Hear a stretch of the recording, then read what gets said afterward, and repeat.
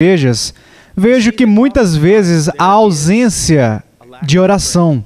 Uma grande ausência de oração. Agora, a primeira coisa que nós precisamos entender é que a oração é absolutamente essencial. Eu já falei por um momento a respeito da palavra de Deus e como ela é essencial na vida cristã. A oração é tão essencial quanto a palavra de Deus. E só precisamos olhar para a vida de Jesus por um momento para enxergar o quão importante é a oração.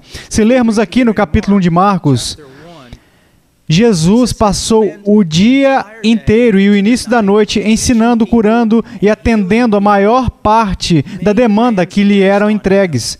Mas então lemos, diz no versículo 32, à tarde, ao cair do sol, trouxeram a Jesus todos os enfermos e endemoniados. Toda a cidade estava reunida à porta e ele curou muitos. Mas então, no versículo 35 diz, tendo-se levantado alta madrugada, saiu, foi para um lugar deserto e ali orava. Agora, eu quero que vocês pensem sobre isso. Jesus Cristo é o único homem perfeito. Não apenas isso, ele era o Deus homem, Deus em carne. E ainda assim, em seu ministério terreno, ele devotou muito do tempo dele à oração.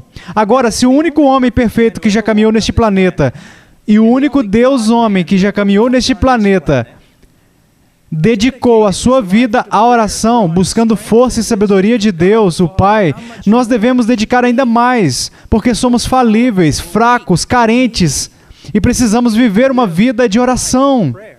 Se olharmos no Evangelho de Lucas, vemos que Jesus disse que devemos orar sem cessar e nunca desistirmos. Paulo falou sobre orar sem cessar.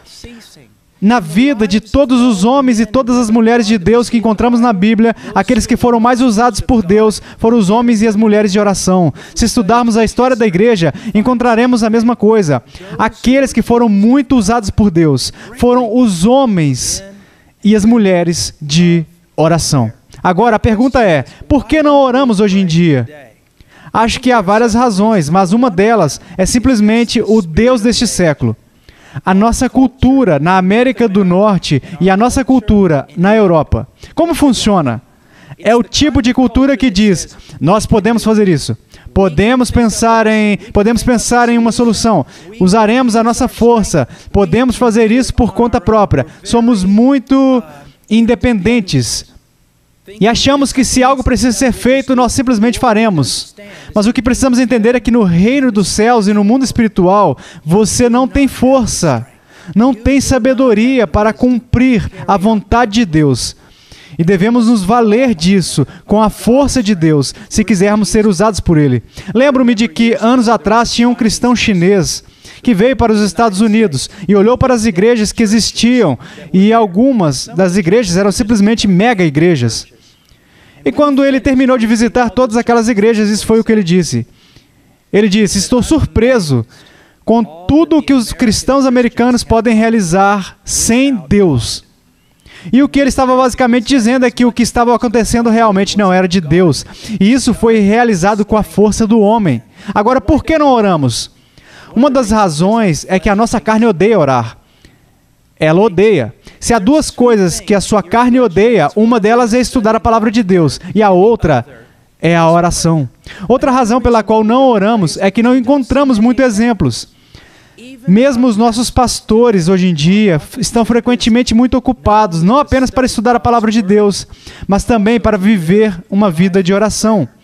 E isso afeta o púlpito, porque não há muito ensino sendo dado do púlpito a respeito da oração, sobre como orar.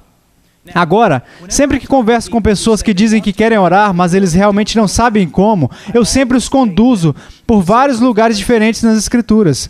Uma das melhores maneiras de aprender a orar é ir à Bíblia e ler as orações que estão lá.